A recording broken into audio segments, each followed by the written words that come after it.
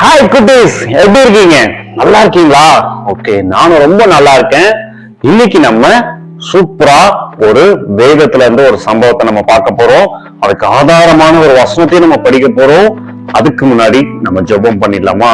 Okay, ஜெபம் பண்ணலாம். அன்பான இயேசுப்பா, எங்களை அதிகமா நேசிக்கிற நல்ல தகப்பனே, இந்த வேலைக்காக உமக்கு நன்றி. இன்னைக்கும் ஆண்டவரே, நாங்கள் கற்றுக்கொள்ள போகிற காரியங்களை ஞானமாய் கற்றுக்கொள்ள கர்த்தர் எங்களுக்கு உதவி செய்யுங்க. அப்ப நாங்கள் கற்றுக்கொண்டதுல நிலைத்திருக்க எங்களுக்கு உதவி செய்யுங்க. இயேசு மூலம் ஜெபிக்கிறோம் எங்கள் நல்ல பிதாவே, ஆமென் ஆமென். சூப்பர். இன்னைக்கு நம்ம எந்த வசனத்தை பேஸ் பண்ணி கதைகள்லாம் நம்ம பார்க்க போறோம் பார்க்கலாமா? ஓகே, லூக்கா 16:10. கொஞ்சத்தில் உண்மையுள்ளவன் அநேகத்திலும் உண்மையுள்ளவனாய் இருக்கிறான், கொஞ்சத்தில் அநீதி உள்ளவன் அநேகத்திலும் அநீதி உள்ளவனாய் இருக்கிறான். லூக்கா 16:10. கொஞ்சத்தில் உண்மையுள்ளவன் அநேகத்திலும் உண்மையுள்ளவனாய் இருக்கிறான், கொஞ்சத்தில் அநீதி உள்ளவன் அநேகத்திலும் அநீதி உள்ளவனாய் இருக்கிறான். ஓகே குட்டீஸ், இன்னைக்கு நம்ம இதுக்கு ஆதாரமா பைபிள்ல இருந்து நம்ம பார்க்க போறோம். அதுக்கு முன்னாடி உங்களுக்கு எல்லாம் பிடிச்ச பப்பட் ஷோ பாத்துட்டு வந்துடலாமா? பிள்ளைகளா, ஓ நீங்கதான் சுரேஷோட பிள்ளைகளா? ஓ ரைட் ரைட்டு. அப்புறம் உங்க பேர்லாம் என்ன? தாத்தா, என் பேரு ரோசி. தாத்தா, என் பேரு சாம். ஆஹா, ரோசி சாம். பரவாயில்லையே, நல்ல பேரா இருக்கு. அப்புறம் என்ன படிக்கிறீங்க? தாத்தா, நான் டியூஷன் படிக்கிறேன்.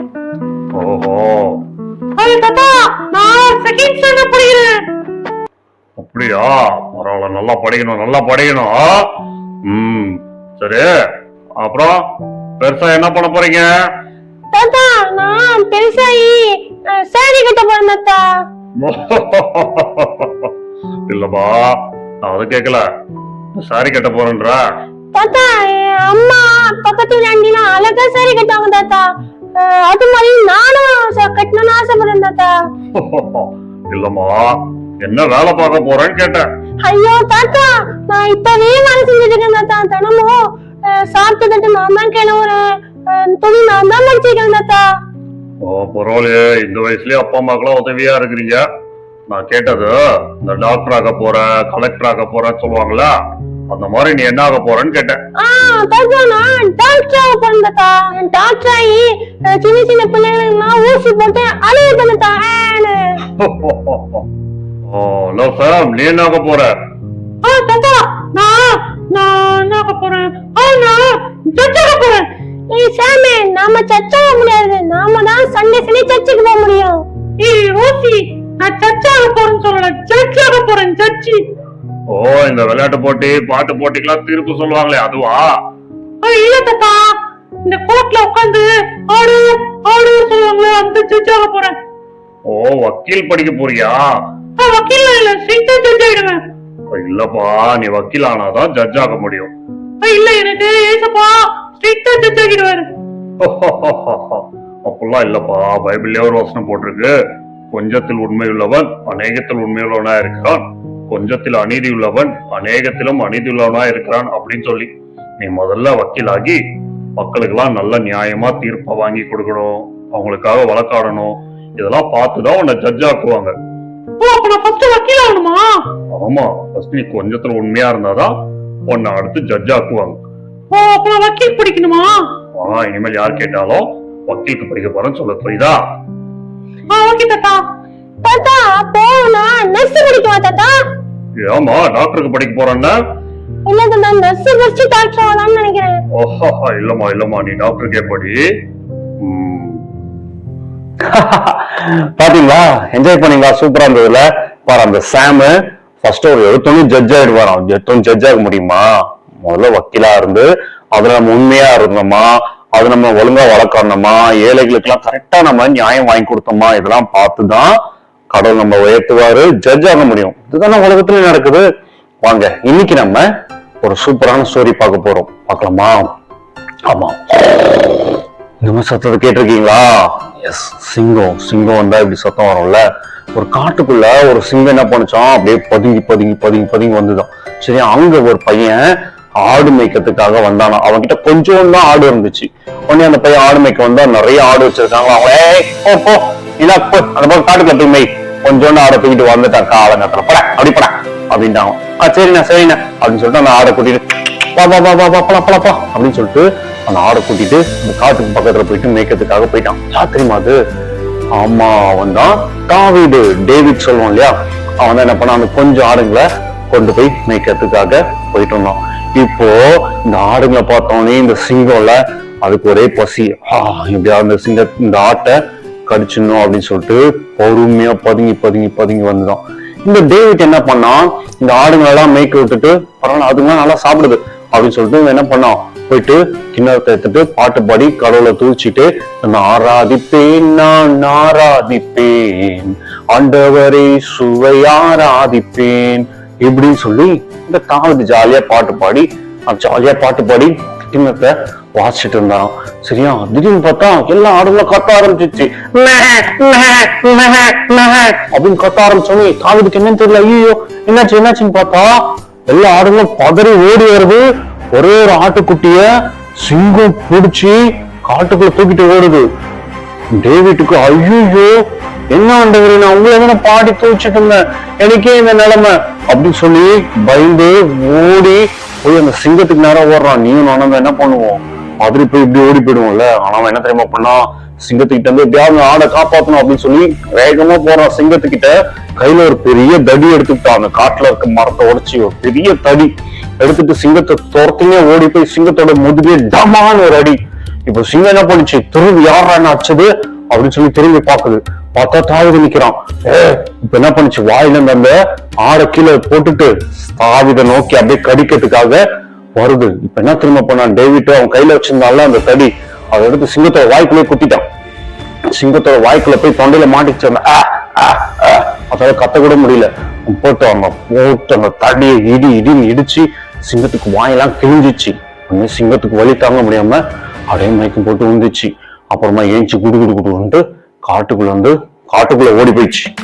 இப்ப என்ன பண்ணா, இந்த ஆடை தூக்கிட்டு வந்து தடை கொடுத்து சாரி நீ பயப்படாத, நான் நல்லா பாத்துக்கிறேன்னு அப்படின்னு சொல்லி அதுக்கு மருந்தெல்லாம் போட்டு கொண்டு வந்துட்டான். எனக்கு ஒரே சந்தோஷம். ஐயோ நான் எப்படி சிங்கத்தை அடிச்சேன், எனக்கு எப்படி சிங்கத்தை அடிக்க முடிஞ்சது, நானே சின்ன பையன், நானே கொஞ்சம் ஆடை வச்சிருக்கேன், என்னால எப்படி முடிஞ்சது, என் குடும்ப தேவன் தான் எனக்கு பலம் கொடுத்திருக்கிறாரு அப்படின்னு சொல்லி எனக்கு ஒரே சந்தோஷம்.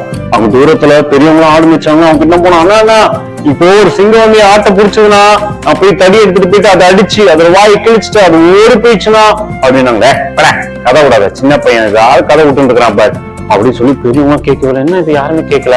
சரி நம்ம போயிட்டு நம்ம வீட்டுல போகல சொல்லலாம் சொல்லிட்டு வீட்டுல போய் சொல்லி இன்னைக்கு ஒரு சிங்கத்தையும் அடிச்சு கிழிச்சிட்டேன் தெரியுமா, சிங்கத்தை கிழிச்சாரு, ஒரு டைனோசரை கிழிச்சாரு, அனகோண்டாவை கிழிச்சாரு, கதை விடுவான்ப்பா, பொய்யா சொல்றாப்பா அப்படின்னு சொல்லி யாருமே நம்பல. என்னடா இது யாருமே நம்பல அப்படின்னு சொல்லி இந்த டேவிட்டுக்கு இருந்தாலும் அவன் மனசுக்கு தெரியல. ஓகே நம்ம இன்னைக்கு ஒரு ஆட்டுக்குட்டியை காப்பாத்திட்டோம் அப்படின்னு சொல்லி அவனுக்கு ரொம்ப சந்தோஷம். ஒரு சின்ன ஆடு கொடுத்தானே, ஐயோ ஆடு காப்பாத்த போய் என்ன கடிச்சிச்சுன்னா என்ன பண்றது அப்படின்னு சொல்லி பயப்படாம என்ன பண்ணான், அந்த ஆட்டை காப்பாத்துறதுக்காக போனான். பாத்தியா, அவன் இந்த கொஞ்சத்துல உண்மையா இருந்தான். பாத்தீங்களா, அவங்க கிட்ட இருந்தது கொஞ்சம் ஆடு, அந்த கொஞ்சத்துல அவன் என்ன பண்ணான், உண்மையா இருந்தான். இது யார் பாத்துட்டு இருந்தா, ஆமா ஏசப்பா பாத்துட்டு இருந்தாரு. மேலது தேவன் இவனோட இந்த உண்மைத்தன்மையை பார்த்தாரு. அப்புறம் என்ன தெரியுமா ஆச்சு, உங்களுக்கே தெரியும்ல, ஒரு கோலியாத் வந்து அந்த தேசத்தையே கலங்க பண்ணிட்டு இருந்தான். அங்க இருக்க ராஜா சவுல் ராஜா இன்னும் ராணுவத்துல இருக்க எல்லாரையும் பார்த்து ஒத்தைக்கு வாங்கடா, என் கூட ஜெயிச்சிட்டீங்கன்னா நாங்க எல்லாரும் உங்களுக்கு அடிமை, நீங்க ஜெயிச்சிட்டீங்கன்னா நான் ஜெயிச்சேன்னா நீங்களும் எனக்கு அடிமை அப்படின்னு சொல்லி கேட்கிறான். யாருக்குமே போறதுக்கு தெரியல. ராஜால இருந்து எல்லாரும் பயந்துட்டு உட்காந்துட்டு இருக்கிறாங்க. ஐயோ என்னடா பண்றது அப்படின்ட்டு யதார்த்தமா தாவீது அந்த பக்கம் போனான் அண்ணனுக்கு சாப்பாடு எடுக்க போயிட்டு. கடைசியில அவன் என்ன பண்ணான், இந்த கோலியாத் இப்படி கேட்கறத பார்த்தோன்னே நான் போறேன் அப்படின்னு போயிட்டான். ராஜா கேட்க, ஏப்பா நீ எப்பா போவ, நீ சின்ன பையன் பானா, இல்ல ஒரு வாட்டி சிங்கத்தை வந்தது நான் அது சண்டை போட்டு ஆடை காப்பாத்தினேன், ஒரு வாட்டி கரடி வந்தது அதுக்குள்ளேயே சண்டை போட்டு ஆடை காப்பாத்தினேன், இந்த கோலியாத்துல பெருசு இல்ல, இவனும் அவங்கள போலதான் இருப்பான் அப்படின்னு சொல்லி தைரியமா சொல்றான். கடைசியில என்ன தெரியுமாச்சு, ஆண்டவர் அவங்க கூட இருந்தாரு. டேவிட் கூட போய் கோலியாத்துக்கிட்ட சண்டை போட்டு அந்த நாட்டையே காப்பாத்திட்டான். அதுக்கப்புறம் என்ன தெரியுமாச்சு, இந்த ராஜா சவுல் ராஜா இறந்ததுக்கு அப்புறம் அந்த நாட்டுக்கு ராஜாவா டேவிட் தான் மாறினாரு. பாரு, கொஞ்சோண்டு ஆடை மேய்ச்சிட்டு இருந்தவரு இன்னைக்கு அந்த நாட்டையே ஆளக்கூடியவரா மாத்திட்டாரு. பாத்தியா, நான் சொன்னல தேவன் என்ன பண்றாரு, நம்மளை பார்த்துட்டே இருக்காரு. இவன் கொஞ்சத்துல உண்மையா இருக்கான், இவன் அநேகத்திலும் உண்மையா இருப்பான்னு சொல்லிட்டு அவனை அந்த நாட்டுக்கு அதிபதியாவே மாத்திட்டார். ஆட்டை மேய்ச்சிட்டு ஆட்டை காப்பாத்தினவன் இப்ப நாட்டை காப்பாத்துறதுக்காக கடவுள் உயர்த்திட்டார். பாரு தம்பி தங்கச்சி, நீ கூட நீ பெருசா கனவு காணலாம், நான் கலெக்டர் ஆகணும், நான் டீச்சர் ஆகணும், நான் இன்ஜினியர் ஆகணும், இன்னும் நான் பெரிய போலீஸ் அதிகாரி ஆகணும், இப்பெல்லாம் நீ நிறைய யோசிக்கலாம். ஆனா இதெல்லாம் நீ ஆகணும்னா முதல்ல உன்கிட்ட இருக்க கொஞ்சத்துல என்ன பண்ணணும், உண்மையா இருக்கணும். இப்போ உன்கிட்ட என்ன இருக்கு, ஸ்டடிஸ் இல்லையா, உன்கிட்ட இருக்கிற ஒரு 4-5 சப்ஜெக்ட், ஒரு 6 சப்ஜெக்ட் இருக்கலாம் இல்லையா, இதுல நீ உண்மையா இருந்தனா யார் பாக்குறாங்களோ இல்லையோ கடவுள் பார்த்துட்டே இருக்கிறாரு. இதுல நீ கரெக்டா படிக்கிறியா, டைம் வேஸ்ட் பண்ணாம இருக்கியா, எக்ஸாம்ல காப்பி அடிக்காம உண்மையா இருக்கியா அப்படின்றதெல்லாம் கடவுள் பார்க்கிறாரு. நீ இந்த கொஞ்சத்துல உண்மையா இருந்தான்னு வச்சுக்கேன், நிச்சயமா நீ ஆசைப்பட்டதை விட கடவுள் உனக்கு அதிகமா கொடுப்பாரு. அதுக்கு சாட்சி தான் இப்ப நம்ம டேவிட்டோட லைஃப்ல பார்த்தோம். நீயும் அந்த மாதிரி இருப்பியா, நீயும் அதே மாதிரி உன்கிட்ட கிடைச்சதுல கொஞ்சத்துல உண்மையா இருந்து பாரு, கடவுள் உன்னை அதிகமா ஆசீர்வதிப்பார். நிச்சயமா செய்வீங்களா? Very good. ப்ரே பண்ணலாமா? அன்பான இயேசப்பா, இந்த நாளிலும் நாங்கள் கற்றுக்கொண்ட சத்தியத்துக்காக நன்றி இயேசப்பா. நாங்கள் கொஞ்சத்துல எங்களுக்கு உண்மையா இருக்க எங்களுக்கு உதவி செய்யுங்க அப்பா. நாங்க பார்த்த பப்பட்ல கூட ராஜா நாங்கள் கேள்விப்பட்டோம் ஆண்டவரே, ஒரு வக்கீலாக இருந்து அவங்க உண்மையிலாம் இருக்கும்போது அவங்களுக்கு ஜட்ஜ் ஆகிறதுக்கு வாய்ப்பு கிடைக்குது. நாங்க வேதத்துல பார்த்தோம் ஆண்டவரே, அந்த டேவிட் ஆண்டவரே அவங்க கிட்ட கொஞ்சம் ஆட்ட அவன் பத்திரமா பாதுகாத்தது நிமித்தமாக அவன் தேசத்துக்கே அவனை ராஜாவாக மாத்தினீங்க. இங்க இருக்கிற ஒவ்வொரு பிள்ளைகளும் நீங்க அப்படியே ஆசிர்வதிங்க. அவங்க இருக்கிற ஆண்டவரே அந்த ஸ்டடீஸ்ல, அவங்க குடும்பத்துல ஆண்டவரே அவங்க உண்மையிலவர்களா இருக்க கிருபை தாங்க. நீங்க இந்த பிள்ளைகளை தேசத்துல ஒரு பெரிய ஸ்தானத்துல கொண்டு வருகிறதற்காக நன்றி இயேசப்பா. இயேசு மூலம் ஜெபிக்கிறோம் நல்ல பிதாவே, ஆமென். ஓகே, பாய், தேங்க்யூ.